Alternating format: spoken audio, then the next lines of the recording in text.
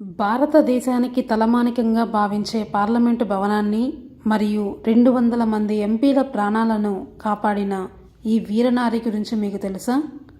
2001 December 13న Delhi parliament gate 1 దగ్గర duty చేస్తున్న CRPF constable Kamlesh కుమార్కి ఒక అంబాసిడర్ కార్కి హోంశాఖ నకిలీ స్టిక్కర్ అంటించుకొని గేట్ 1లోనికి వేగంగా వస్తున్న కారును చూసి అనుమానంతో ఆపడానికి కారు వెనుక ఆమె పరిగెత్తారు.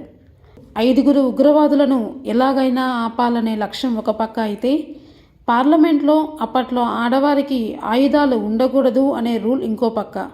కానీ ఆయుధం లేని నిస్సహాయ స్థితిలో ఆమె వెంబడిస్తున్నారు అని తెలుసుకున్న తీవ్రవాదులు ఆమెని కాల్చివేశారు. ఆ బాధని దిగుమింగుకుంటూ వాకీటాకీలో సెక్యూరిటీ సిబ్బందికి పార్లమెంటులోకి ఉగ్రవాదులు చొరబడ్డారు అని అలర్ట్ చేసి ఉగ్రవాదులను అంతం చేసే సమయం కల్పించి వీరమరణం పొందారు.